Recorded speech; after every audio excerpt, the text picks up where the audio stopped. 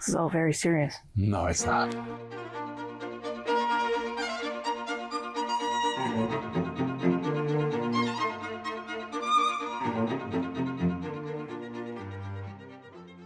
Welcome to Backstage Talks. That's what we call it, Backstage Talks. Wonderful. And we are talking about January concert. Yes. Yeah, this week we'll be performing Brahms double concerto. Yes. And double meaning two concertos? No.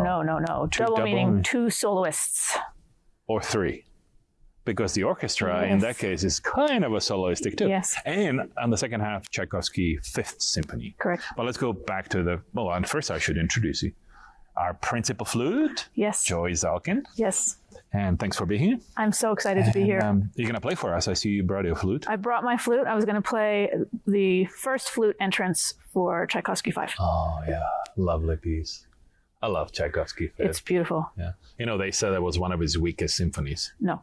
Yeah, I don't get that either. I mean, it's just like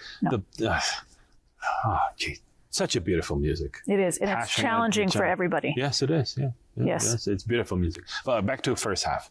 So, double concerto by Brahms. Yes. Who is going to play? Cello and violin, right? That's why we call it double. Yes. Two.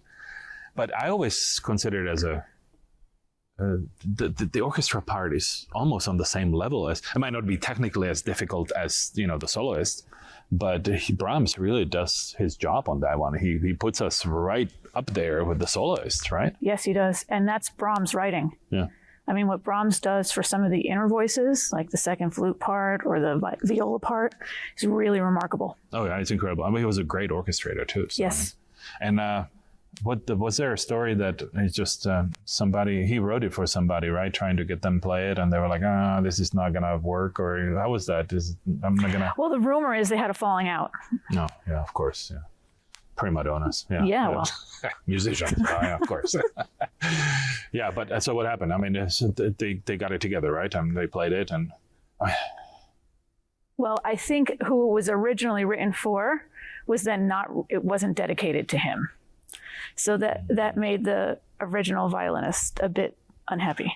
Yeah, there was a divorce or something, wasn't there? Yes, it was a divorce, and Brahms sided with the wife. Right? Yes. Yeah, okay. Yeah. So this was supposed to be like, okay, I'll write this for you if you are right. And yes. It was like, nope. Exactly. Not gonna help. Yes. Nevertheless, it's a beautiful. The second movement. Oh my goodness! Mm-hmm. I think it's probably Brahms's best writing, in my opinion. The second movement is so absolutely gorgeous. It is beautiful. People will get a. Speaking of romantic Brahms, I mean, there it goes, right? Mm-hmm. So, and who's going to play? Our own. Yes. Our own person from El Paso. Yes, our own Zuill is going to be on stage with his friend. And I don't remember, who is that going to be? I don't remember the friend's name either. Who is that going to be? Who's playing violin?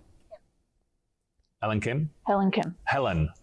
Helen Kim, because it was supposed to be somebody else, I think, originally, and then the date was wrong or something happened. Maybe they had a falling out like Brahms. They had a falling out with Brahms, yes. So it's going to be two of them on stage. So collaboration with For Musica, as we always do in January.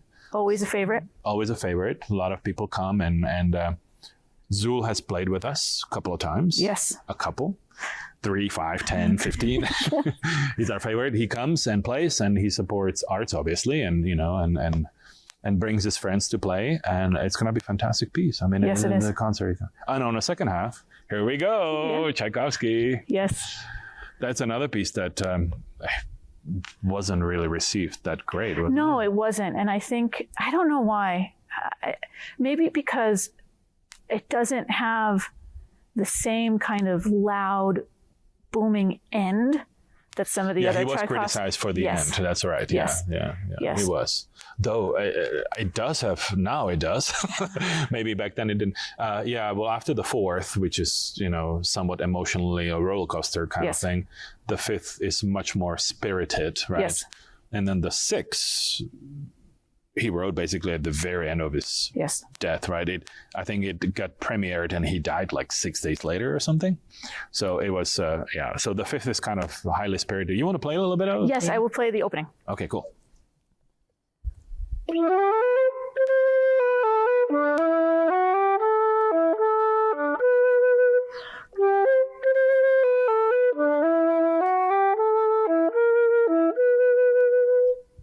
Beautiful. Thank you. Yeah, it's a one great piece. Yeah, I still don't. It's so difficult to understand why people had criticism about that piece. I mean, it should just blow you away the first time you. I think my favorite moment of the fifth is actually the absolute opening with the clarinets in the beginning. It's so beautiful. Yeah. You can hear a pin drop, and it's just the woodwinds work so hard to create this really ethereal sound where the audience kind of has to lean in to listen. Right. And then it just expands from there. And it's really beautiful. And then the opening of the second movement. And it's absolutely, the melodies are just absolutely gorgeous. Absolutely. And then he brings the whole thing back in the fourth movement in a little different tempo, a little different, harmonies and all that. But he ties it beautifully together to make a package, for us to present. So it's fabulous. Yes.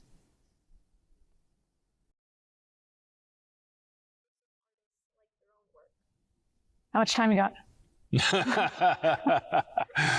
I think we are taught at a very young age how to be critical of ourselves to get better.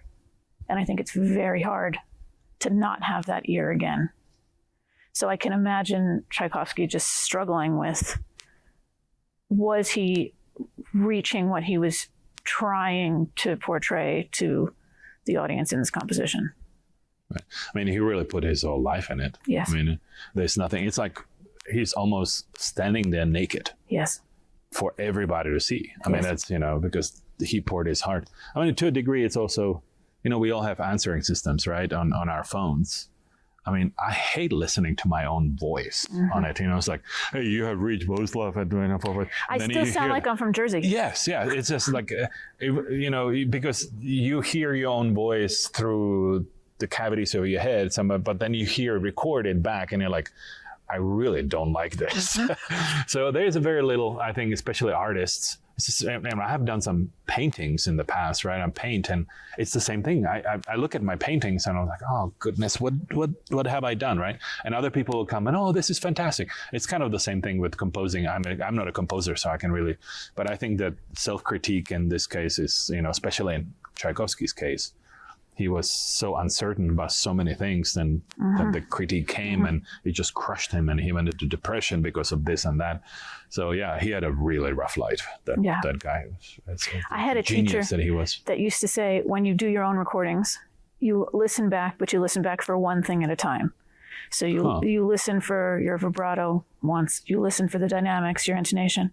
But I can't imagine as a composer, you don't have that luxury of picking small things apart that. You are listening for the whole and the meaning of the whole, and what a job that is. Yeah, genius. Yeah. I mean, these people are definitely geniuses. Mozart, Beethoven, Tchaikovsky, Brahms. Yes. I mean, to be able to put that together in the way they did, I mean, it calls for a genius. Absolutely. Absolutely.